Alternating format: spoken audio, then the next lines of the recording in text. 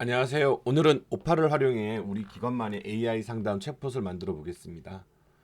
복잡한 코딩 없이도 클릭 몇 번으로 민원 응답 챗봇을 완성할 수 있습니다. 차근차근 따라오시면 10분 안에 우리 기관만의 AI 상담원을 완성할 수 있습니다. 먼저 브라우저 검색창에 오팔을 검색해 보겠습니다. 네, 상단에 보이는 구글 오팔 클릭하고 사이트에 열어주시면 되겠습니다. 구글 계정만 있으면 쉽게 시작할 수 있습니다. 그래서 구글 계정으로 로그인을 하도록 하겠습니다.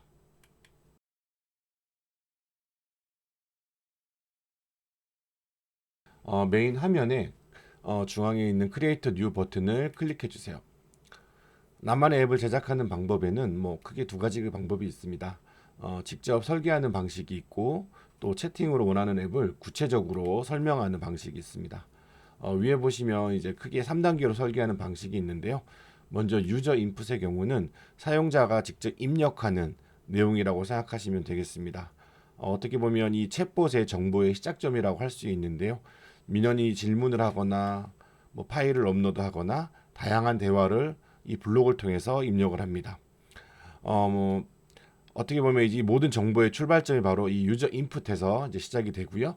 그다음에 이제 제너레이트 이제 모드인데요. 제너레이트 부분에서는 가장 핵심적인 두뇌의 역할이라고 할 수 있겠죠. AI가 생성을 하고 그 생성한 내용에 대해서 답변을 하는 과정이라고 생각하시면 되겠습니다.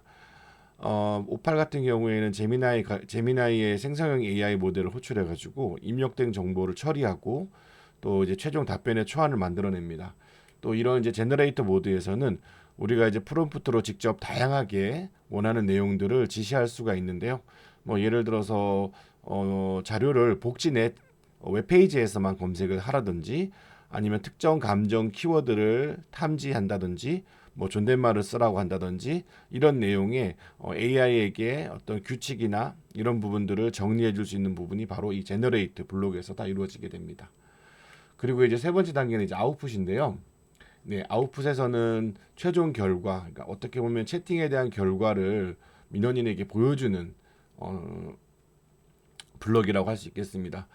제네레이터한 블록에서 만들어진 답변 초안을 가장 보기 좋고 친절한 형태로 다듬어서 예를 들어서 이제 민원인에게 텍스트를 보여준다든지 아니면 이메일로 발송한다든지 다양한 형태의 원하는 그런 결과물로 보여줄 수 있는 걸 설정할 수 있는 것이 바로 이 아웃풋 단계입니다.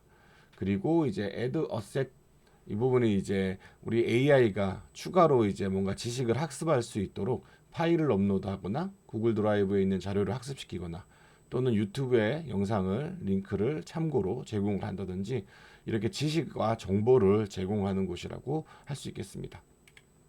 다시 한번 정리하면 유저 인풋은 질문이 들어오는 곳이고요. 질문이 들어온 부분을 제너레이트에서 AI가 생각을 하고 답변을 정리를 하고 그리고 아웃풋을 통해서 완성된 답변을 포장해서 어떻게 보여줄지를 결정하고 그리고 또 애드 에셋을 통해서 자료실을 추가해서 AI가 지식을 검색하고 그 자료 안에서의 답변을 할 수 있도록 제공하는 것이라고 이해해 주시면 되겠습니다.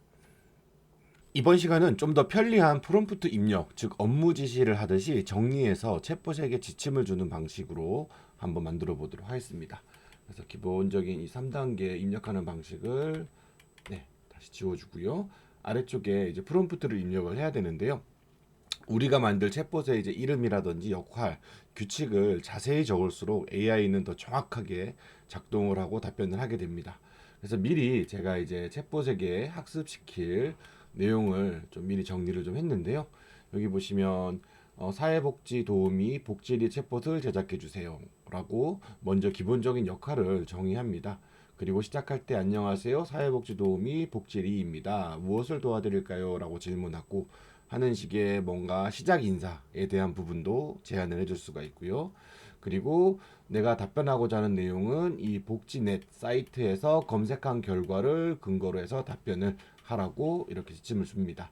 그리고 대화하는 방식에 대해서도 존댓말을 사용하고 검색 결과에서 확인된 내용만 답변할 수 있도록 지침을 진행을 해주고요. 그리고 관련돼서 그 답변에 대한 URL도 함께 출처로 남겨달라고 요청을 했습니다. 그리고 혹시 마지막에 이제 답변 마지막에 궁금증이 해결 잘 되었는지 마무리 인사도 뭐 이제 인사하는 내용에 대한 부분을 정리를 하고요.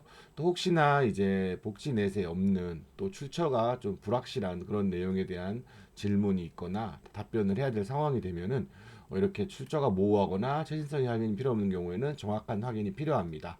라는 문구와 또는 필요한 경우에는 담당 부서 대표 전화를 함께 표기해서 이쪽으로 문의를 해달라고 안내할 수가 있겠습니다. 그리고 이제 또 다양한 부분들을 좀 추가할 수 있겠는데요. 뭐 이런 법적인 부분이라든지 좀 뭔가 답변하기가 어려운 부분들에 대해서는 또 어떻게 안내를 하면 되는지에 대한 부분을 가이드를 주고 또는 이제 복지와 관련 없는 질문을 할 때 어떻게 답변을 해야 되는지 부분도 이렇게 지금 지침을 좀 줄 수가 있습니다. 또한 배고프다라든지 외롭다라든지 이런 특정 감정에 대한 단어가 입력이 될 경우에도 이 감정에 대한 부분이 감지가 되면 위로의 한마디를 해주고 나서 이 복지넷에 있는 관련 복지 사업 정보를 요약해서 안내해 주라고 이렇게 지침을 내리도록 하겠습니다. 이 해당 내용에 대한 부분은요, 네, 영상 더보기에 제가 준비를 해놓을 테니까요. 필요하신 부분은 이 부분을 복사해서 사용하시면 되겠습니다. 한번 이 복사해서 제가 입력을 해보도록 하겠습니다. 입력하고 네, 비행기 모양을 클릭하면 GPT에게 AI에게 학습을 시킬 수가 있습니다. 학습이 되었습니다. 프롬프트로 이제 입력을 하면 자연적으로 이렇게 세 단계 유저 인풋과 제너레이트 부분 그리고 아웃풋이 기본적으로 세팅이 되었습니다. 그러면 이제 이 테마 부분을 통해서 설정을 한번 해보도록 하겠습니다. 테마 메뉴에서 이제 챗봇의 색상과 디자인을 선택을 하고 우리 기관을 상징하는 대표 이미지 등을 업로드해서 전문성과 신뢰성을 좀 높여보도록 하겠습니다. 자연적으로 여기서 자연어를 입력을 해서 내가 원하는 이미지를 생성을 할 수도 있고요. 아니면 랜덤으로 이미지를 생성할 수도 있고 또는 이제 우리가 가지고 있는 이미지를 업로드를 할 수도 있습니다. 제가 준비한 이미지를 한번 업로드 해보겠습니다.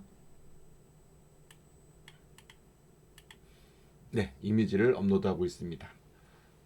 그리고 기존에 있는 이미지는 삭제하도록 하겠습니다. 네, 이미지가 업로드가 완료가 되었습니다. 그리고 프리뷰를 통해서 이용자들이 챗봇을 처음 볼 때 나타날 이 챗봇의 이미지와 함께 이 챗봇의 이름을 변경해 보도록 하겠습니다. 챗봇의 이름을 클릭하고요. 앞에 사회복지도우미 복지리라고 복지리 챗봇이라고 한번 이름을 지어보겠습니다. 두 조로 넘어가니까 넘어가네요. 그냥 복지리라고 하겠습니다. 그럼 이제 유저 인풋 먼저 다시 한번 살펴보겠습니다. 이용자들이 쉽게 챗봇과 대화를 시작할 수 있도록 이 유저 쿼리 부분 사용자 행동을 유도하는 텍스트를 한번 입력해 보겠습니다. 아래쪽에 텍스트를 클릭하고요. 궁금한 복지 정보를 입력해 주세요. AI 챗봇 복지리가 친절하게 답변을 드리겠습니다. 네, 그래서 이 챗봇이 어떤 답변을 할 수 있는지 사용자에게 행동을 유도할 수 있는 이런 가이드 문구를 입력을 해주시면 좋겠습니다. 제너레이트 부분을 이제 클릭을 하게 되면요, 우리가 이제 프롬프트한 내용들을 볼 수가 있고요. 이 부분에서 잘 입력이 되었는지 한번 확인을 할 수가 있습니다. 혹시 수정할 내용이 있다라고 하면 이 부분에서 직접 텍스트 입력해서 프롬프트를 수정을 하실 수가 있습니다. 그래서 사용자가 질문을 하고 그리고 이 질문에 대한 내용을 AI가 이곳을 통해서 한 번 더 내용을 검색하고 답변을 할 수 있도록 준비하는 그 과정, 생각하는 과정이라고 생각하면 되겠습니다. AI가 답변을 이제 잘 준비가 되었다라고 하면 바로 이제 아웃풋 단계에서 어떻게 답변을 할지 그 형식에 대해서 이제 설정을 해주어야 합니다. 기본적으로 이제 웹페이지 위드 오토 레이아웃, 즉 웹페이지 형태가 있고요. 또는 이제 구글 독스의 형태로 답변을 하거나 또는 이제 구글 슬라이드, 그 다음에 이제 구글 시트의 형태로 답변할 수 있게 설정을 할 수가 있습니다. 우리 답변이 이제 길어질 수 있으므로 웹페이지 위드 웹 오토 레이아웃을 통해서 웹페이지 형태로 답변할 수 있도록 네, 이것을 선택을 하도록 하겠습니다. 네, 이제 앱의 이름을 저장해 보겠습니다. 나중에 쉽게 찾고 관리할 수 있도록 사회복지 도우미 복지리와 같이 명확하고 친근한 이름을 저장해 주시면 좋겠습니다. 이제 우리가 만든 복지리를 세상에 공개하고 공유할 차례입니다. 오른쪽 상단에 쉐어 앱 버튼을 클릭하고 지금 프라이빗으로 되어 있는 버튼을 퍼블릭, 즉 공개하기로 변경해 주시면 이제 링크가 생성이 됩니다. 한 가지 추가로 말씀을 드리면 구글 오팔의 경우 구글에 로그인이 된 사용자만 현재 채팅을 이용할 수 있습니다. 이 부분 유념하여 기관에서 사용해 주시면 좋겠습니다. 네, 채팅 앱을 링크를 클릭하고요. 네, 링크를 공유받은 사람의 입장에서 링크를 입력하고 채팅을 이용해 보겠습니다. 네, 준비된 이미지와 그 다음에 앱 이름 그리고 행동을 유도하는 그런 안내 문구가 정확하게 잘 보입니다. 대화를 시작해 보겠습니다.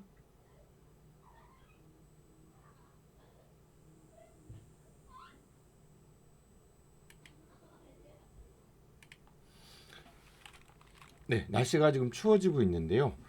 추워진 만큼 요즘 아마 또 문의가 많이 있을 것 같다라고 생각되는 부분이 아마 에너지 바우처에 대한 부분일 것 같습니다.